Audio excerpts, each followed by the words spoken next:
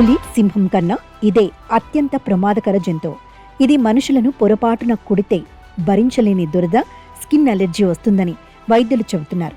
అసలు దీని వలన ఏడాదికి ఎంతమంది ప్రాణాలు పోగొట్టుకుంటున్నారో తెలిస్తే నిజంగా షాక్ అవుతారు.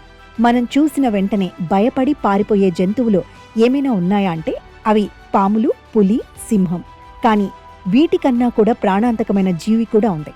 ఇది చూడటానికి కంటిలో నలసంతో ఉంటుంది, కానీ కుడితే మాత్రం దురద విపరీతంగా వస్తుంది.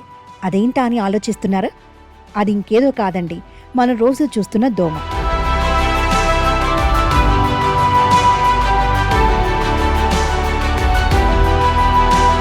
ఒక చిన్న దోమ వల్ల ప్రతి ఏడాది ఎంతో మంది ప్రాణాలు గాల్లో కలిసిపోతున్నాయి. దోమ ఏం చేస్తుందిలే అనుకుంటే పొరపాటే.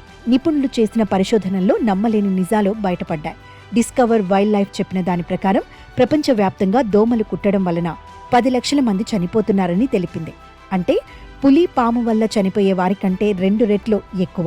అయితే ఈ దోమలు మనుషులను డైరెక్ట్గా చంపవు, కానీ ఇవి కుట్టిన తర్వాత మలేరియా, డెంగ్యూ జ్వరంతో మంచాన పడి ప్రాణాలు వదులుతున్నారు.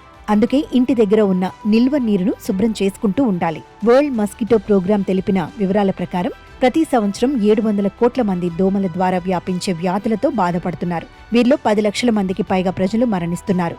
డెంగ్యూ, మలేరియా వంటి అనేక వ్యాధులు ప్రబలడానికి దోమలు కారణమవుతున్నాయి. అయినప్పటికీ శాస్త్రవేత్తలు దోమలను రక్షించడానికి ప్రయత్నిస్తున్నారు.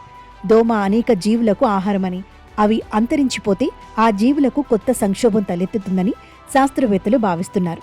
దీనిని దృష్టిలో ఉంచుకొని శాస్త్రవేత్తలు దోమల వల్ల మనుషులకు హాని కలగకుండా రోగాలు రాని విధంగా చర్యలు తీసుకుంటున్నారు. ప్రపంచవ్యాప్తంగా దోమలను తగ్గించడం లేదా పూర్తిగా నిర్మూలించడం ద్వారా ప్రతి సంవత్సరం మలేరియా, డెంగ్యూ వంటి వ్యాధుల కారణంగా నమోదవుతున్న మరణాల సంఖ్యను తగ్గించవచ్చు.